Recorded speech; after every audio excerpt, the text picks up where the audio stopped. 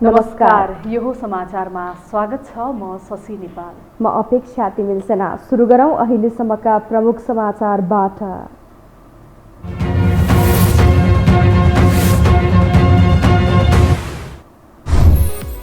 सत्तारूढ गठबन्धनद्वारा सरकारको संयुक्त न्यूनतम साझा कार्यक्रम सार्वजनिक। स्वास्थ्य सामग्री खरिदमा भएको अनियमितताबारे छानबिन गर्ने कोरोना नियन्त्रण मुख्य योजना। ऐन नबन्दा 3 वर्षदेखि कर्मचारी प्रशासन नथालिङ्ग। पहुँच भएका कर्मचारीको मात्रै सरुवा भएपछि कर्मचारी तन्त्रमा निराशा।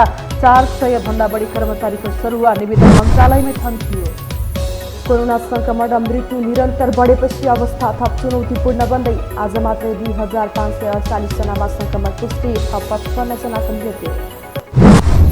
एसई परीक्षामा आन्तरिक नतिजा तोक्ने सुविधा विद्यालय सञ्चालकहरूद्वारा व्यापक दुरुपयोग। अस्वाभाविक नतिजा देखाएर शैक्षिक अपराध गरेको शिक्षाविदहरूको भनाइ। र अफगानिस्तानको दोस्रो प्रान्तीय राजधानी पनि तालिबान विद्रोहीको कब्जामा। चाँडै तालिबान विद्रोहीलाई हटाउने रक्षा मन्त्रालयको दाबी।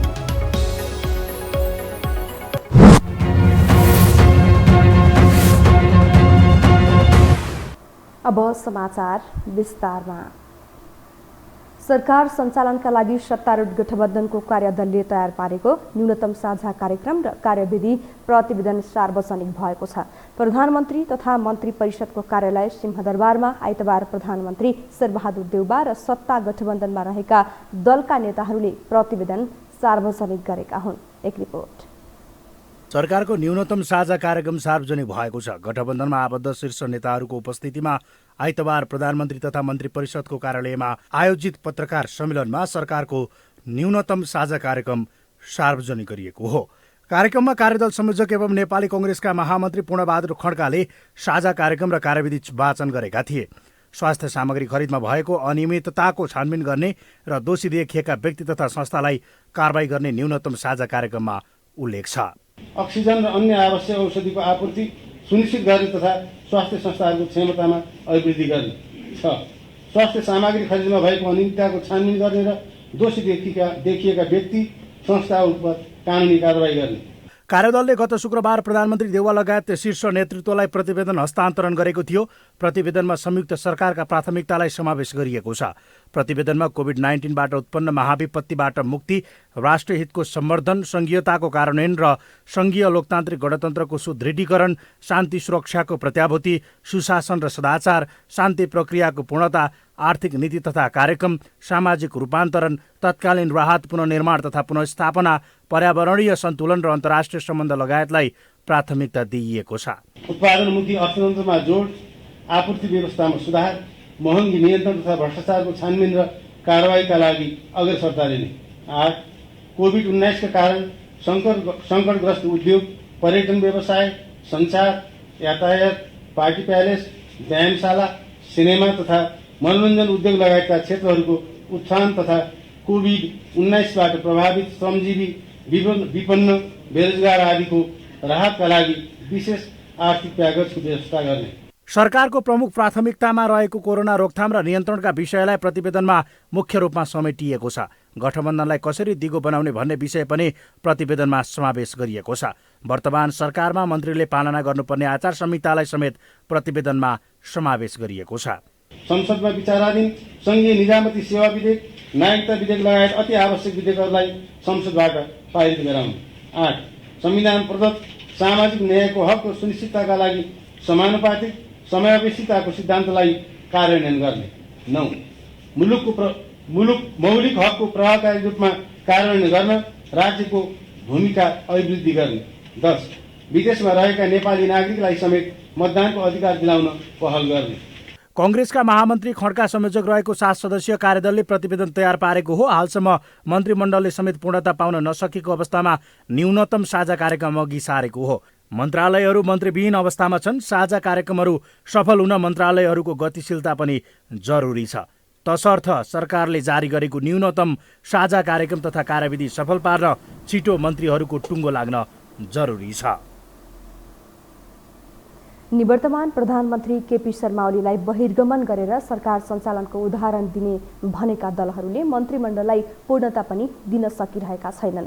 गठबन्धनभित्रका दलहरू बीचको भागभण्डा र प्रधानमन्त्री देउबाको उदासीनताका कारण सरकार 19 मन्त्रीविहीन छ। बरु साझा कार्यक्रम सार्वजनिक गर्ने गठबन्धनलाई हतारो देखिएको छ। एक रिपोर्ट। साउन 3 गते प्रधानमन्त्री शेरबहादुर देउबाले प्रतिनिधि सभामा विश्वासको मत लिँदै थिए। संसदका अधिकांश दलको समर्थन हुने भएपछि हसिलो अवतारमा सदन छिरेका नेपाली कांग्रेसका नेताहरू सुरुदेखि नै हौसिएका थिए। त्यही भिडबाट नेता मिनेन्द्र रिजालले तत्कालीन प्रधानमन्त्री केपी शर्मा ओलीप्रति रोष प्रकट गर्दै ओली नेतृत्वको सरकारलाई लक्षित गर्दै भने सरकार कसरी चलाउनु पर्छ अब कांग्रेसले देखाउँछ। भोलिका दिनमा हो सत्ता कसरी चल्छ तपाईहरुले हेर्नुहुन्छ। प्रतिपक्ष त कस्तो चल्ला हेर्दै गरौँला, सत्ता कस्तो चल्छ भन्ने कुरा चाहिँ अब नेपाली जनताले हेर्छ। हिजो सत्ता कसरी प्रयोग हो। आजदेखि शेरबहादुर देउवाले विश्वासको मत प्राप्त गरेपछि सञ्चालन हुने सत्ताले हरेक दिन सम्झनेछ, हरेक दिन यो संसदको गरिमा बढाउनेछ।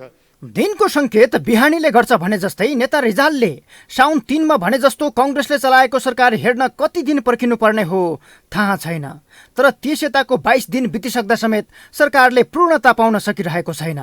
4 मन्त्रीसहित असार 29 मा प्रधानमन्त्रीको शपथ खाएका देउबाले एक स्वास्थ्य राज्य मन्त्री थपेर 6 सदस्यीय मन्त्रीमण्डल बनाएका छन्। बाँकी रहेका 19 मन्त्री बनाउने काम देउबाले कहिले टुङ्ग्याउँछन् अत्तो पत्तो छैन।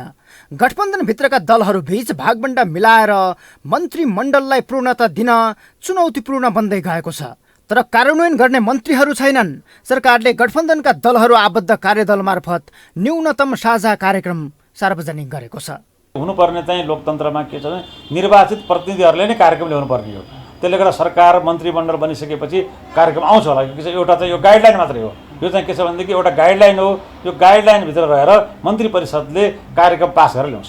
सरुवा रोग के छ भनेदेखि मन्त्री म भइन भने ठुलो देखिँदैन भन्ने जुन मानसिकता छ, त्यसले गर्दा मन्त्री हुनेको होडबाजी र आफ्ना मान्छेलाई मन्त्री पठाउनुपर्छ भन्ने मान्यताका आधारमा यो गलत भइरहेको छ। देउबाको मन्त्रीमण्डलमा हाल माओवादी केन्द्रका 2 र कांग्रेसका आफूसहित 4 मन्त्री छन्। जसपालाई 6 मन्त्रालयसम्म दिने तयारी भए पनि एमालेको माधव नेपाल पक्ष पनि सरकारमा सामेल बनाउने गृह कार्य चलिरहेको छ। तर सहयात्री दलहरू बीच नै भागबण्डामा समस्या देखिएको र आफ्नै पार्टीको इतर पक्षसँग पनि देउबाले परामर्श नगरेका कारण थप असन्तुष्टि बढेको छ। यो बेलाको परिस्थितिलाई आकलन गर्दै अनिवार्य नियुक्ति गर्नुपर्ने मन्त्रालय समेत खाली राख्दा देउबा सरकारको प्राथमिकता र गम्भीरतामाथि नै प्रश्न उठेको छ। यो हो टेलिभिजनका लागि क्यामेरामा सञ्जय घिमिरेका साथमा सन्तोष भिके थापा, काठमाडौँ। कहीँ कतैबाट न्याय नपाए अन्तिममा जाने ठाउँ भनेको न्यायालय अर्थात् अदालत हो।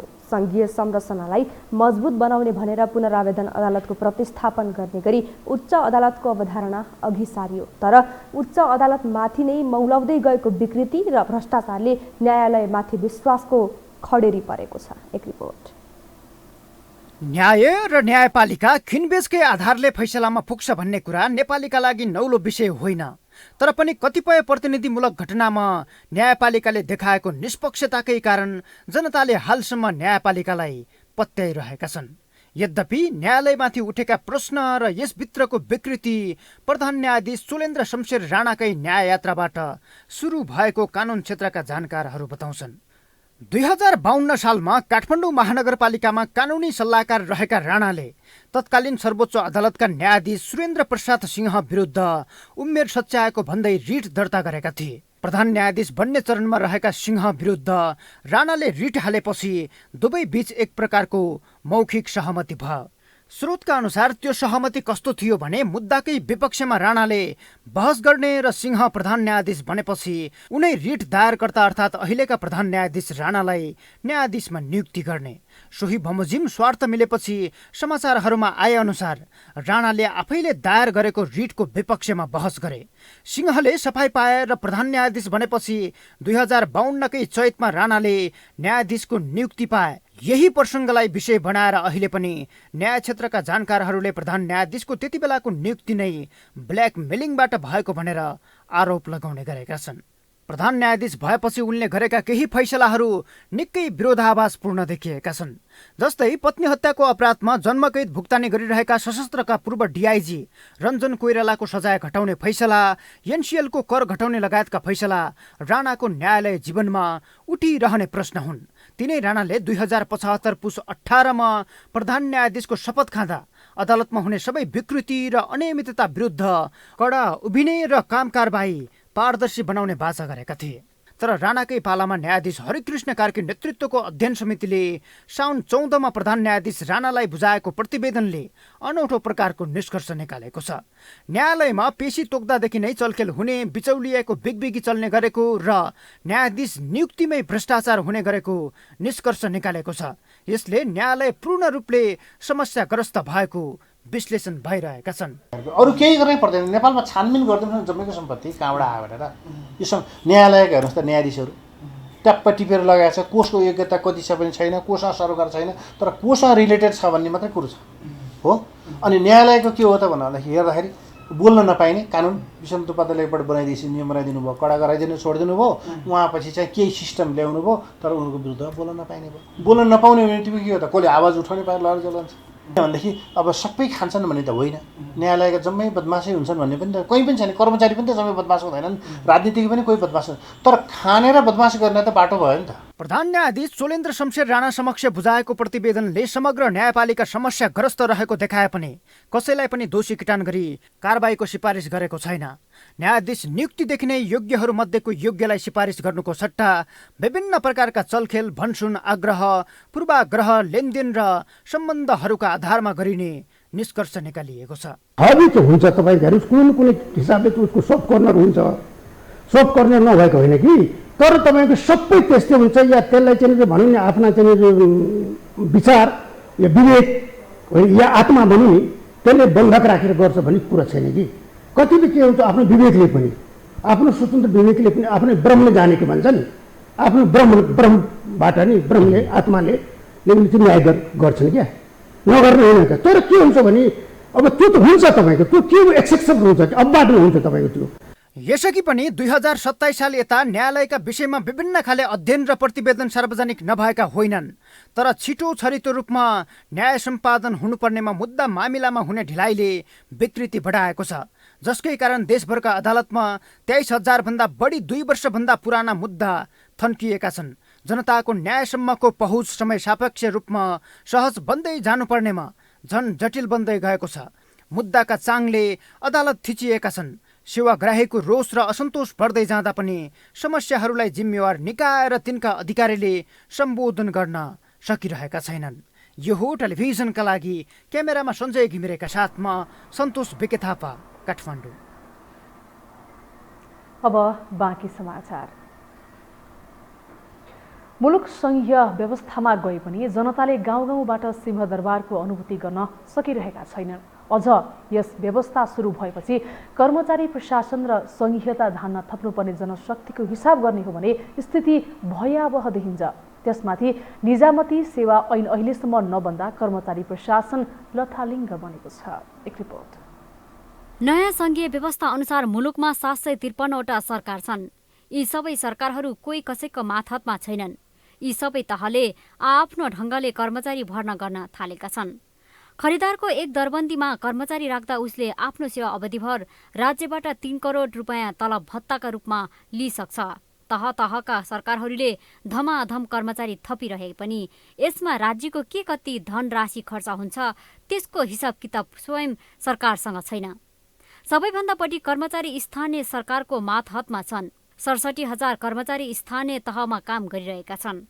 22,000 कर्मचारी प्रदेश अन्तर्गतका संरचनामा छन् भने सङ्घमा 48,000 कर्मचारी छन्। टोटलमा समायोजन प्रयोजनको लागि सङ्घ, प्रदेश र स्थानीय तहको लागि 1,37,000 कर्मचारीको व्यवस्थापन गरियो। त्यसमध्येमा करिब 22,000 प्रदेशको लागि, करिब 48,000 सङ्घको लागि र 67,000 स्थानीय तहको लागि भनेर दरबन्दी क्रिएट गरियो। समायोजन ऐन 2075 अन्तर्गत रहेर करिब 79,000 कर्मचारीहरूको समायोजन भयो। यी मध्ये अहिले पनि हजारौं कर्मचारी एकबाट अर्को तहमा जान खोजिरहेका छन्। अनलाइन मार्फत निवेदन दर्ता गराउनेको संख्या हजारौं छ, तर कर्मचारीले भनेझैं सरुवा पाइरहेका छैनन्। पहुँच हुनेले थिचोमिचो गरेर पनि सरुवा लिएर हिँडेका छन्, नसक्ने पिल्सिएर बसेका छन्। तल गएका कर्मचारीहरू निराश छन्, अनुत्प्रेरित छन्। उनीहरूको कुनै सुरक्षाको अनुभूति उनीहरूले गर्न सकेका छैनन्। सरकारले हामीले पूरा सुरक्षा गरेको छु भनेर मुखले भन्छ, तर ती कामहरू हुन सकेका छैनन्। विधि विधान नहुँदा अहिले कर्मचारी तन्त्र भद्रगोल भएको कर्मचारीहरू नै बताइरहेका छन्। त्यसो त संघीयता लागू हुनु अघि 78,000 कर्मचारीले देश चलिरहेको थियो। मुलुक संघीय व्यवस्थामा गएपछि कर्मचारीको दरबन्दी 1,38,000 कायम भएको छ। 78,000 कर्मचारीबाट चलिरहेको मुलुकमा अहिले 1,09,000 कर्मचारी कार्यरत छन्। हतारमा लागू गरिएको व्यवस्थाले कर्मचारी प्रशासन चाहिँ 75 सालदेखि नै लथालिङ्ग भत्ताभुङ्ग छ। 75 सालदेखि कर्मचारी प्रशासनले ऐन खोजिरहेको छ।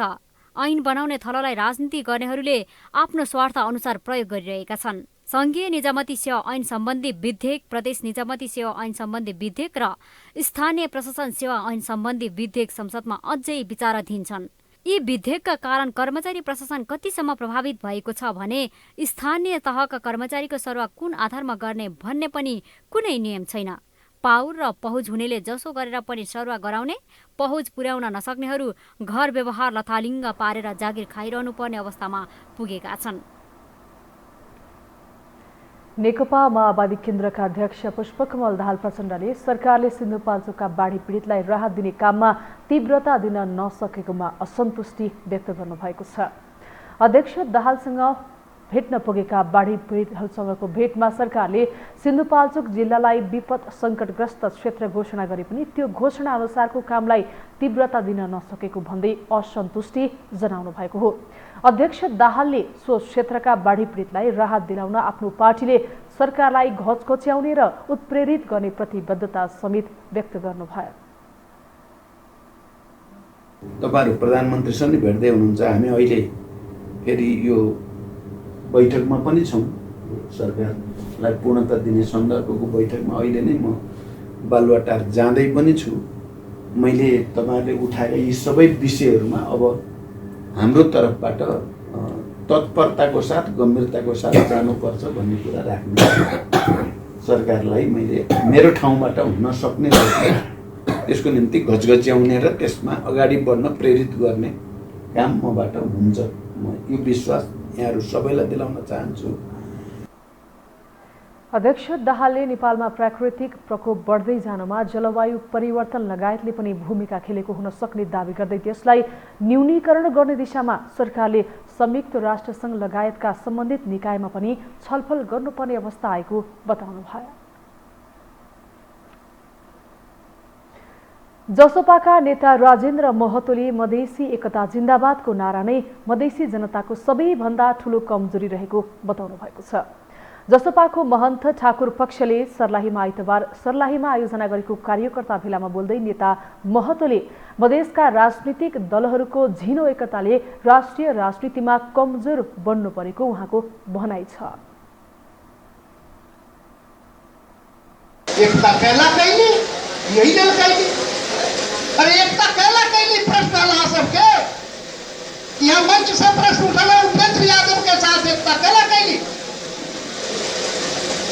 हम याद दिलावे आज 30 वर्ष पहले नरेंद्र बाबू मधेसी एकता जिंदाबाद कहा करे, सारा मधेसी खंड खंड में बदल रहा है। मधेसी के मौ उच्चारण करके अवस्था बढ़ाई मधेश में। निर्वाचन आयोगबाट आधिकारिकता नपाएपछि मधेस केन्द्रित बनेका महन्त ठाकुर पक्षले राजनीतिक भेला तथा राजनीतिक प्रशिक्षणलाई तीव्र बनाएको छ। ठाकुर पक्षले प्रदेश नम्बर 2 का सर्लाही लगायत अन्य जिल्लाहरूमा कार्यकर्ता भेला गरेको पार्टीले जनाएको छ। हामीसँग समाचार बाँकी नै छन्, अहिलेलाई विश्राम।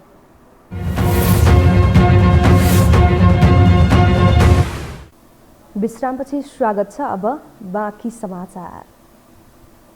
पछिल्लो 24 घण्टामा 2548 जनामा कोरोना भाइरस संक्रमण पुष्टि भएको छ। 9033 पीसीआर परीक्षणमा 2137 र 3345 एन्टिजेन परीक्षणमा 411 गरी 2548 जनामा कोरोना भाइरसको संक्रमण देखिएको स्वास्थ्य तथा जनसङ्ख्या मन्त्रालयले जनाएको छ।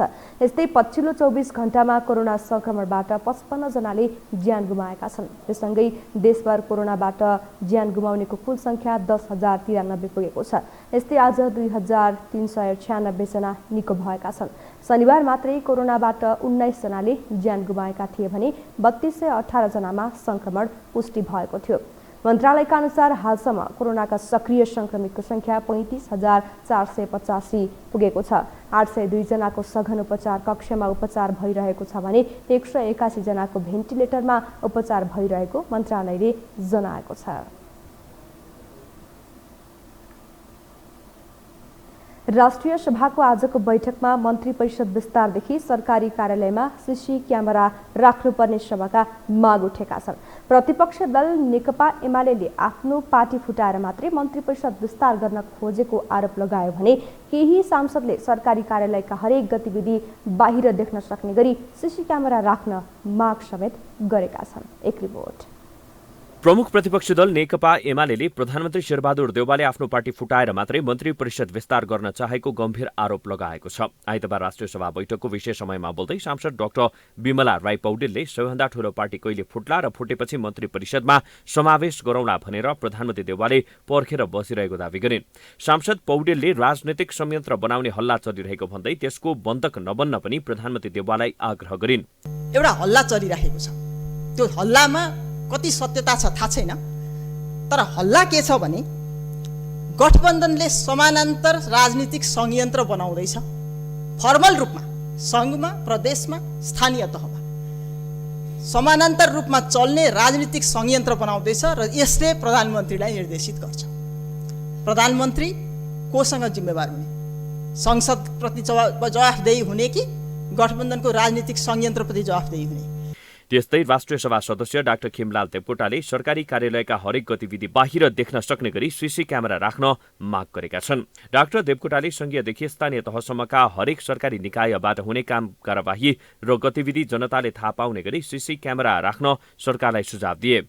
शासन सत्ता फेरि पनि जनताले अपेक्षा गरे अनुसार सेवा प्रवाह फेरिन नसकेको बताउँदै उनले शासन व्यवस्था परिवर्तन भए पनि जनताले अपेक्षा गरे अनुसारको सेवा नपाएको गुनासो गरे। एउटा काम यो सरकारले गरोस् अध्यक्ष महोदय, हाम्रै अध्यक्ष र संसद सचिवालयले पनि लागू गरे हुन्छ। हरेक मन्त्रालयको मन्त्री र सचिवले भित्र गुप्त कोठामा बसेका काम कारबाहीको बारेमा कोठा बाहिर पनि देखिने गरी सीसी क्यामेरा राखियोस्। त्यस्तै राष्ट्रिय सभाकी सदस्य नन्दा चपाईले सुर्खेतमा प्रसुति गृह अस्पतालको तत्काल व्यवस्था गर्न सरकारसँग माग गरिन्। बैठकमा बोल्दै उनले अकालमा दुर्गम क्षेत्रका धेरै गर्भवतीहरूले ज्यान गुमाउनु परेको भन्दै सुर्खेतमा तत्काल प्रसुति गृह अस्पतालको निर्माण गर्न सरकारको गम्भीर ध्यानाकर्षण गराइन्। सांसद चपाईले निःशुल्क पाइने औषधिहरूको सूची आम जनताले थाहा पाउने गरी सार्वजनिक गर्न पनि माग गरिन्।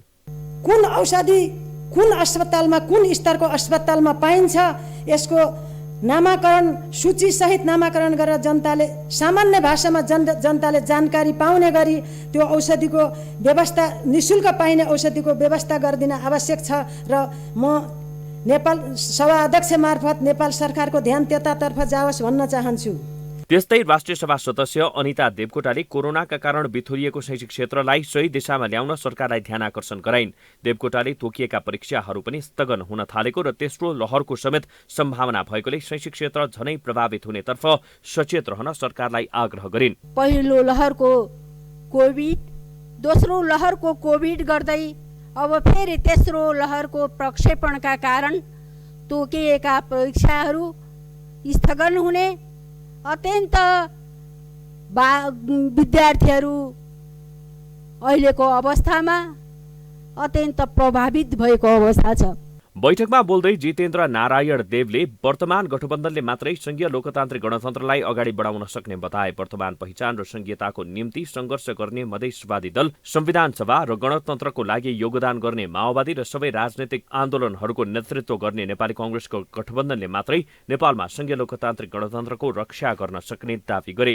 कमरेड केपी ओलीतिर नलागेर नेपाली कांग्रेस र मधेसवादी दलहरूसँग एक ठाउँमा रहेर यदि यो गत चुनाव सम्पन्न हुन सकेको भए सायद 12 बुँदे समझदारी शान्ति प्रक्रिया, अन्तरिम संविधान, अहिलेको संविधान सभाको एजेन्डा जे नेपाली समाजको आमूल परिवर्तनका एजेन्डाहरू थिए, आमूल क्रान्तिकारी सामाजिक आर्थिक रूपान्तरणका एजेन्डाहरू थिए, त्यो एजेन्डा दुर्घटनामा पर्न थिएन।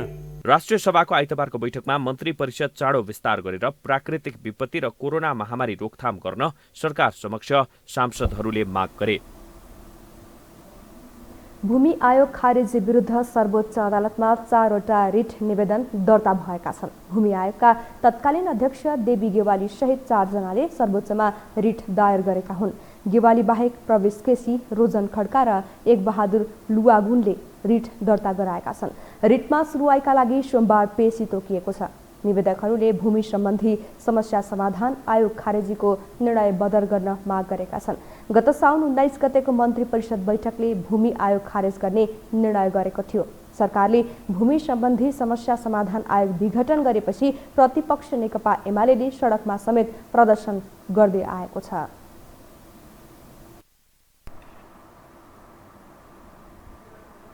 अब बाँकी समाचार। अघिल्लो सरकारको निर्णय उल्ट्याउँदै भूमि सम्बन्धी समस्या समाधान आयोग सरकारले विघटन गरेपछि विपक्षीहरूले चर्को विरोध गर्दै आएका छन्। ओली सरकारले आयोग गठन गरेर आफ्नो मान्छे भर्ती केन्द्र बनाएको सरकार पक्षको दाबी छ भने आयोग विघटन गरेर भूमिहीन प्रति सरकार निर्मम बनेको विपक्षीको आरोप छ। एक रिपोर्ट। भूमि सम्बन्धी समस्या समाधान आयोग विघटन गरिएपछि आयोगको औचित्यमाथि बहस छेडिएको छ। देशभर अहिले 12 लाख भूमिहीन गरिब रहेको सरकारी तथ्याङ्क छ। ती नागरिकलाई आगामी असोजबाट जग्गाधनी लाल पूर्जा उपलब्ध गराउने गरी आयोगले काम गरिरहेको अघिल्लो सरकारमा रहेका नेता तथा विभागीय मन्त्रीहरूले दाबी गर्दै आएका छन्। भूमि ऐनको 8औं संशोधन गरेर भूमिहीनको समस्या समाधान गर्न सो आयोग गठन गरे पनि वर्तमान सरकारले विघटन गरेर भूमिहीनमाथि लात हानेको पूर्व मन्त्री पद्मा अर्यालको भनाइ छ। निम्न स्तरका मान्छेको हो नि त ध्यान पुर्याउनु पर्ने राज्यले, तिनले सुविधा पाउने चिजमा सबभन्दा पहिले सरकारको एउटा अनौठो कुरा त के भयो भने जतिखेर सम्माननीय प्रधानमन्त्री शेरबहादुर देउवाले शपथ खानुभयो त्यसका भोलिपल्टै पत्रिका आइसक्यो, अनलाइनमा आइसक्यो, आयोग विघटन हुँदैछ। पहिलो झड्का, पहिलो लात्तो ती भूमिहीनहरूलाई मर्का पर्ने गरी, भूमिहरूलाई चोट पुग्ने गरी राज्यले निर्णय गर्न हुँदैन थियो र गर्यो। यो सरासर गल्ती कुरा छ। अहिले एमाले भित्र पनि अध्यक्ष केपी शर्मा ओली खेमाका नेताहरूले चर्को स्वरमा विघटनको विरुद्धमा बोलिरहेका छन्। विघटित भूमि सम्बन्धी समस्या समाधान आयोग संविधान, ऐन र नियम विपरीत रहेको भनेर कुतर्क नगर्न उनीहरूको चेतावनी छ।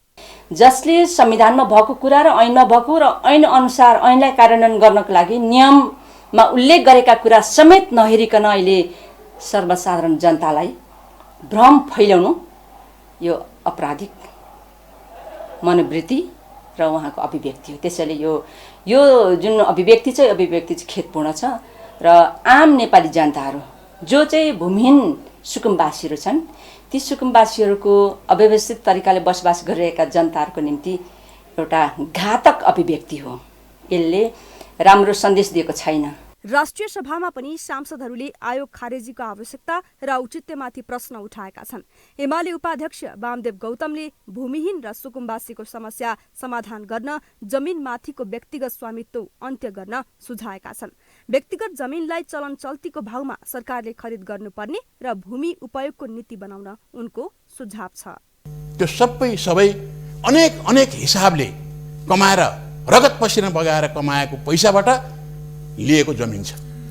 त्यो जमिनलाई चलन चल्तीको भावमा सरकारले खरिद गर्ने र अनि त्यसलाई लिजमा दिने र त्यो कहाँनिर कसरी उपयोग गर्ने हो भन्ने ठाउँमा हामी नजाँदासम्म हामीले जमिनको सदुपयोग पनि गर्न सक्दैनौँ र हामीले भूमिहीन र सुकुम्बासी जन्माउने प्रक्रिया पनि हामी बन्द गर्न सक्दैनौँ। यसर्थ एमालेमा पनि ओली खेमा इत्तरका नेताहरूलाई आयोग गठन र कार्य सञ्चालनबारे चित्त नबुझेको देखिन्छ। यद्यपि यथार्थ चाहिँ के हो भने राजनीतिक दलहरूले आफू सत्तामा पुग्दा आफ्नो स्वार्थ अनुकूलको निर्णय गर्ने, लाभको उपाय खोज्ने र वास्तविक भूमिहीनहरूलाई राजनीतिको मियो मात्रै बनाउँदा दशकौं समय बित्दा समेत भूमिहीनहरूको समस्या जिउका तिउ छन्। यस्ता पीडितहरू तिनै दलहरूको प्लेकार्ड बोकेर सडक प्रदर्शनमा आउने पात्र मात्रै बन्न विवश बनेका छन्।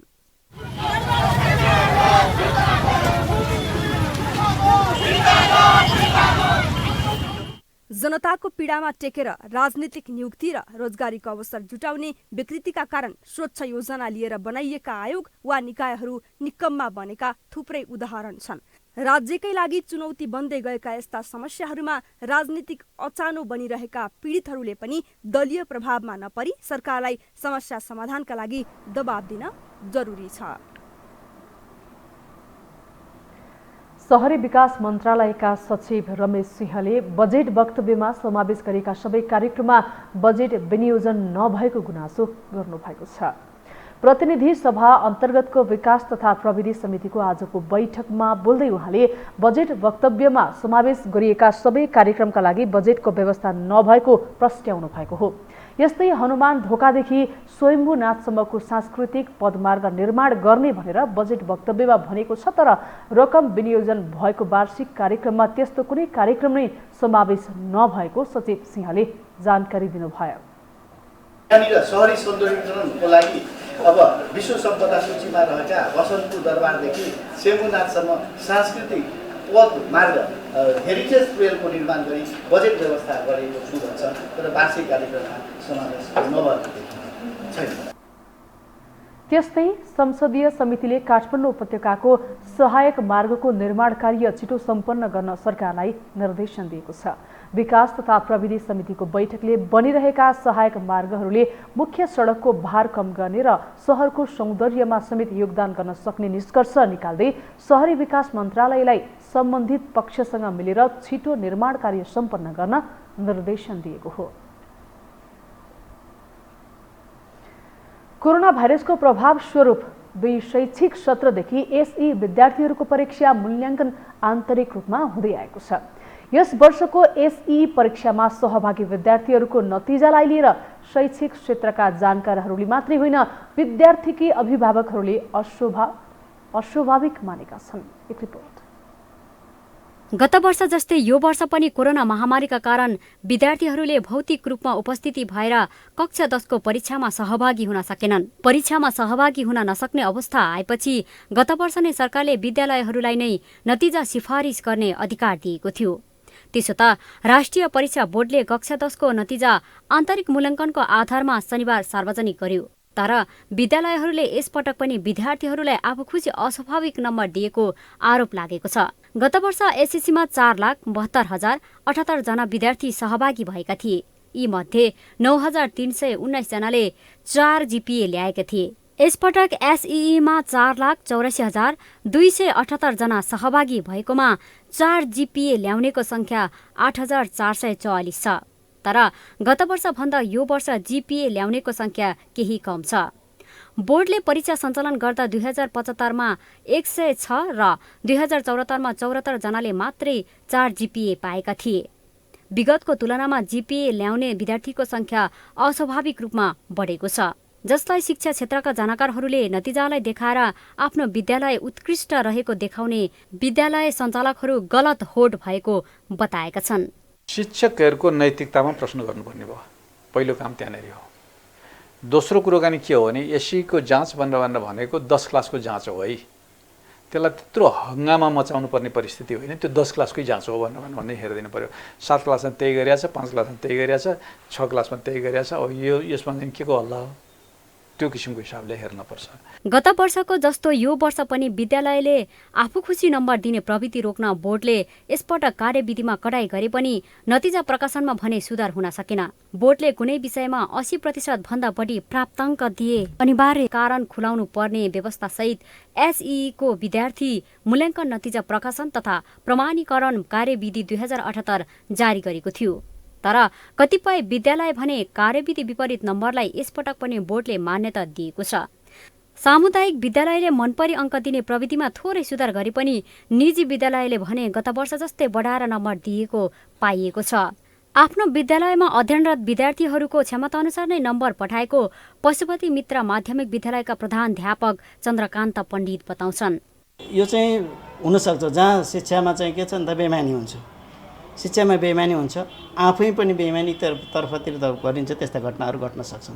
तर हामी नेपाल सरकारद्वारा चाहिँ नेपाल सरकारले स्थायी शिक्षकको रूपबाट राखेका हामी यहाँ शिक्षकहरू छौँ र हामी सबै शिक्षकहरू के त भन्दा पेसाप्रति इमान्दार छौँ र त्यो इमान्दारताले गर्दाखेरि पनि हाम्रो विद्यार्थीलाई जथाभावी तरिकाले हामीले नम्बर दिएर उनीहरूलाई बोजिलो चाहिँ बनाउँदैनौँ। त्यस्तै असाइन पब्लिक स्कुलका प्रधानाध्यापक गगन सिंह एर भने विद्यालयले विद्यार्थीहरूलाई मनपरी नम्बर नदिएको यो हल्ला मात्र रहेको बताउँछन्। वास्तवमा यो चाहिँ एक खालको बाहिरी आरोप लाग्ने निराधार हल्ला हो। परीक्षा बोर्डदेखि लिएर महानगर शिक्षा विभागले यसको एउटा क्राइटेरिया बनाएको छ। तपाईँको 3टा टर्मको जाँचलाई इभ्यालुएसन गरेर अनि एउटा कमिटी मार्फत त्यसको रिजल्ट एनालिसिस गरेर त्यसपछि मात्रै मार्क्स हालेको छ। अब यो होला कुनै एक आध विद्यालयले कि सरकारी पनि हाम्रै विद्यालय हुन् हैन कि प्राइभेट अथवा संस्थागत र सामुदायिक विद्यालयका कुनै 1-2 ठाउँमा त्यस्तो नतिजा आएको होला। आफ्नो हातमा डाडु पुन्यु आइपुगेको बेला जसो गरी पनि हुन्छ भन्ने धारणाले निजी क्षेत्रलाई गाँजेको विज्ञहरूको टिप्पणी छ। अभिभावकको नजरमा राम्रो बन्न र क्षणिक आनन्द दिलाउन र विद्यार्थीलाई आफ्नो विद्यालयमा आकर्षित गराउन कतिपय विद्यालयहरूले मनपरी नगरेका होइनन्। तर त्यस्ता प्रवृत्तिका विद्यालय सञ्चालकहरूलाई कानून बमोजिम गर्न समेत सरकारी निकाय कमजोर भन्दा गुणस्तरीय शिक्षा आर्जन धुमिल बनेको हो। यो हो टेलिभिजनका लागि क्यामेरामा सञ्जय घिमिरेका साथमा इलामाया ठटाल, काठमाडौँ।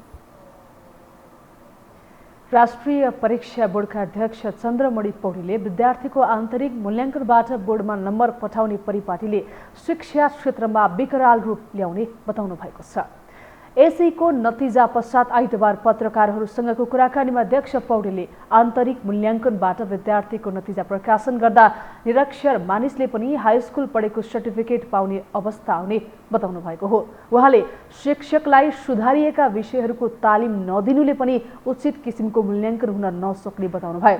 विद्यार्थीहरूमा पनि पढे पनि पास र नपढे पनि पास भन्ने परिपाटीले भविष्यमा मुलुकलाई ठूलो क्षति पुग्ने उहाँले बताउनु भयो। उहाँले परीक्षा बोर्डले को कस्तो विद्यार्थी भनेर नचिनेको 2 वर्ष भइसकेको टिप्पणी गर्नुभयो।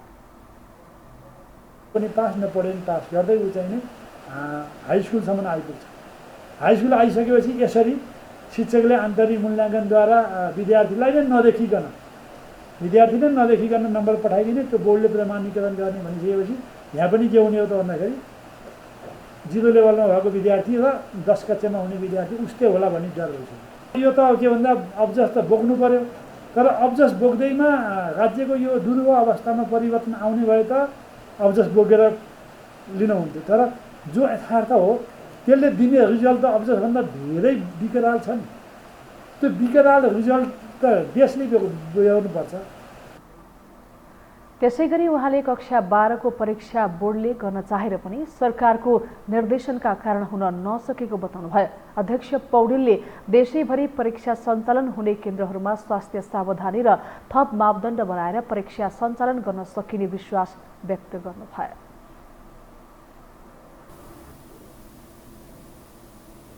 अब पालो आर्थिक समाचारको।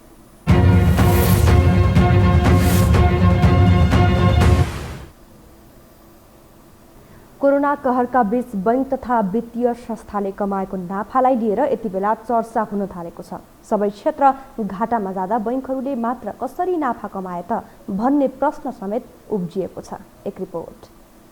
यति बेला वित्तीय क्षेत्रमा उठेको प्रश्न हो बैंकको नाफा यति धेरै कसरी। गत शुक्रबार अर्थ समितिको बैठकमा पूर्व अर्थमन्त्रीहरूको छलफल आयोजनामा एकाएक डाक्टर बाबुराम भट्टराईले देश र जनता सधैँ गरिब हुने र बैंकहरू मात्र धनी हुने अवस्था किन आयो भनेर प्रश्न गरे।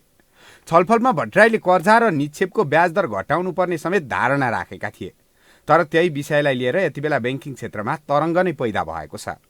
केन्द्रीय बैंकले मौद्रिक नीति ल्याउनै लाग्दा सुझाव दिने क्रममा भट्टराईको अभिव्यक्ति आएको थियो। भट्टराईपछि बोलेका पूर्व अर्थमन्त्री सुरेन्द्र पाण्डेले बैंकहरूको सञ्चालन खर्च बढी भएकाले स्प्रेड दर त्यति पनि नभए उनीहरूले कसरी नाफा कमाउन सक्छन् भन्दै प्रतिप्रश्न समेत गरेका थिए।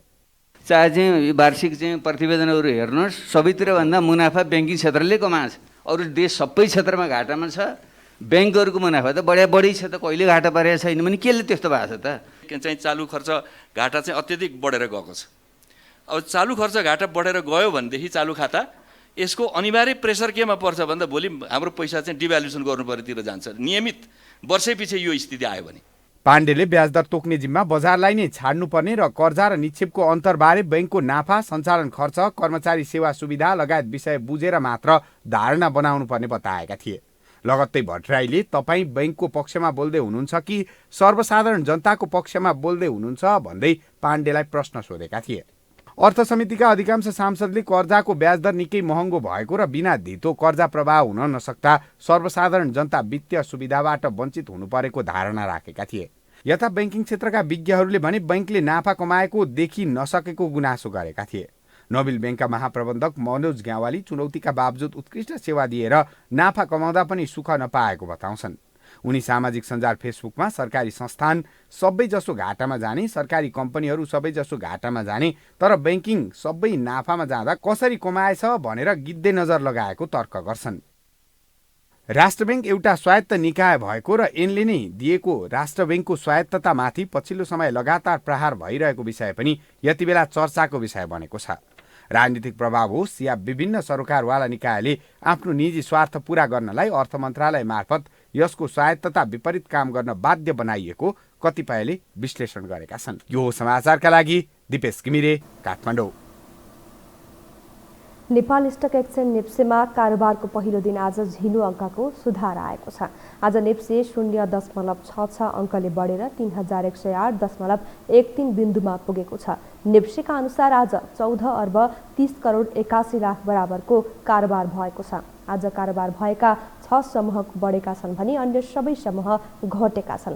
त्यस्तै आज कारोबार भएका कम्पनी मध्ये 8 कम्पनीको सेयर मूल्यमा पोजिटिभ सर्किट लागेको छ। सेयर मूल्यमा सर्किट लाग्ने कम्पनीहरूमा कर्पोरेट डेभलपमेन्ट बैंक, अपी power company, universal power company र जीवन विकास लघुवित्तको सेयर मूल्यमा उच्च वृद्धि भएको छ। यी कम्पनीको सेयर मूल्य आज 10% वृद्धि भएको हो। त्यसैगरी आज union life insurance, Yangdi group power company, Karnali development bank र छ्याङदी हाइड्रो पावर कम्पनीको सेयर मूल्यमा पोजिटिभ सर्किट लागेको छ। यी कम्पनीको सेयर मूल्य आज करिब 10% बढेको छ। हामीसँग अन्तर्राष्ट्रिय र खेल समाचार बाँकी नै छन्। अहिलेलाई विश्राम।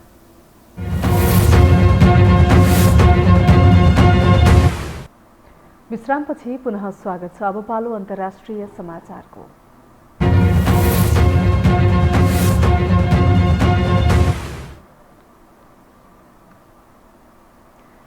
अफगानिस्तानको दोस्रो प्रान्तीय राजधानीमा पनि तालिबान विद्रोहीले कब्जा गरेको छ। अफगानिस्तानमा निरन्तर आफ्नो प्रभाव बढाउँदै लगेको तालिबानले प्रान्तीय राजधानीमा नियन्त्रण कायम गर्ने क्रम जारी राखेको अन्तर्राष्ट्रिय सञ्चार माध्यमहरूले जनाएका छन्। उत्तरी क्षेत्रको जोजन राज्यको राजधानी शबरगान सहर आफ्नो नियन्त्रणमा आएको तालिबानले बताएको छ। तर अफगानिस्तानको रक्षा मन्त्रालयका प्रवक्ताले भने सरकारी सुरक्षाकर्मी अहिले पनि सहरमा रहेको र चाँडै नै तालिबान लडाकुलाई हटाउने बताएका छन्। यसअघि शुक्रबार तालिबानले दक्षिण पश्चिमी प्रान्त निमरोजको राजधानी जारन्ज कब्जा लिएको थियो। ग्रामीण क्षेत्रमा प्रभाव रहेको तालिबानले सहरी क्षेत्रलाई पनि निशाना बनाइरहेको छ। पश्चिमको हेरात, दक्षिणको कान्दहर र लस्कर गाह सहितका प्रमुख सहरहरू पनि तालिबानको निरन्तर दबावमा छन्। त्यस क्षेत्रमा सरकारी सुरक्षा बललाई नियन्त्रण कायम गरिरहन गाह्रो परिरहेको बताइएको छ।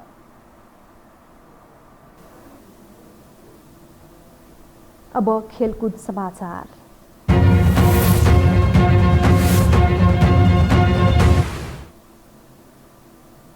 बत्तीसौँ ग्रीष्मकालीन ओलम्पिकको समापन आज हुँदैछ। आज 13 स्पर्धाको फाइनल सकिएपछि समापन समारोह आयोजना गरिनेछ। विश्वकै सबैभन्दा ठूलो खेलकुद मेलामा 206 देशले प्रतिनिधित्व गरेका छन्। पदक तालिकामा अमेरिकाले चीनलाई उछिनेको छ। अमेरिकाले 39 स्वर्ण, 41 रजत र 33 काँस्य सहित 113 पदक जितेर शीर्ष स्थानमा छ। दोस्रो स्थानमा रहेको चीनले 38 स्वर्ण, 32 रजत र 18 काँस्य सहित 88 पदक जितेर दोस्रो स्थानमा छ। घरेलु टोली जापान 27 स्वर्ण, 14 रजत र 17 काँस्य सहित 58 पदक जितेर तेस्रो स्थानमा छ। बार्सिलोनाले कप्तान तथा फरवार्ड लियोनल मेसीलाई विदाई गरेको छ। बार्सिलोनाले आज कप्तान मेसीको विदाई गरेको हो। विदाईमा बोल्दै मेसीले आफूले क्लब छाड्न नचाहेको बताएका छन्। क्याटलन क्लबको एकाडेमीमा हुर्किएका मेसी बार्सिलोनासँग सम्झौता नवीकरण गर्न असफल भएका थिए। बार्सिलोनाले ला लिगाको वित्तीय संरचनाको कानुनी अडचनले गर्दा मेसीसँग सम्झौता नवीकरण गर्न नसकिएको जनाएको थियो। अब मेसी फ्री ट्रान्सफरमा अन्य क्लब जानेछन्। 6 पटकको बालोन ड'ओर विजेता मेसी गत जुन 30बाटै फ्री एजेन्ट बनेका थिए। 34 वर्षीय मेसीले 2004मा बार्सिलोनाको सिनियर टिममा डेब्यू गरेका थिए। बार्सिलोनाका कीर्तिमानी खेलाडी मेसीले 778 खेलमा 672 गोल गरेका छन्। मेसीले बार्सिलोनाबाट 10 ला लिगा उपाधि जित्दा 4 च्याम्पियन्स लिगको उपाधि जितेका छन्। यस्तै उनले 7 पटक कोपा डेल रे उपाधि हात पारेका छन्। मेसीले आफ्नो कप्तानीमा गत महिना अर्जेन्टिनालाई कोपा अमेरिकाको उपाधि दिलाएका थिए।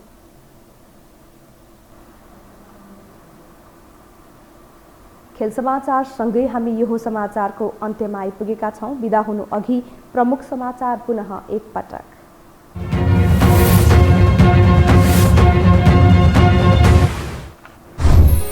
सत्तारूढ गठबन्धनद्वारा सरकारको स्वामित्व न्यूनतम साझा कार्यक्रम सार्वजनिक स्वास्थ्य सामग्री खरिदमा भएको अनियमितताबारे छानबिन गर्ने कोरोना नियन्त्रण मुख्य योजना। ऐन नबन्दा 3 वर्षदेखि कर्मचारी प्रशासन लथालिङ्ग, पहुँच भएका कर्मचारीको मात्रै सरुवा भएपछि कर्मचारी तन्त्रमा निराशा, 400 भन्दा बढी कर्मचारीको सरुवा निवेदन मन्त्रालयले थपियो। कोरोना संक्रमण र मृत्यु निरन्तर बढेपछि अवस्था थप चुनौतीपूर्ण बन्दै आज मात्रै 2548 जनामा संक्रमण पुष्टि, थप 55 जनाको मृत्यु। एसई परीक्षामा आन्तरिक नतिजा तोक्ने सुविधा विद्यालय सञ्चालकहरूद्वारा व्यापक दुरुपयोग, अस्वाभाविक नतिजा देखाएर शैक्षिक अपराध गरेको शिक्षाविदहरूको भनाइ। र अफगानिस्तानको दोस्रो प्रान्तीय राजधानी पनि तालिबान विद्रोहीको कब्जामा, चाँडै तालिबान विद्रोहीलाई हटाउने रक्षा मन्त्रालयको दाबी।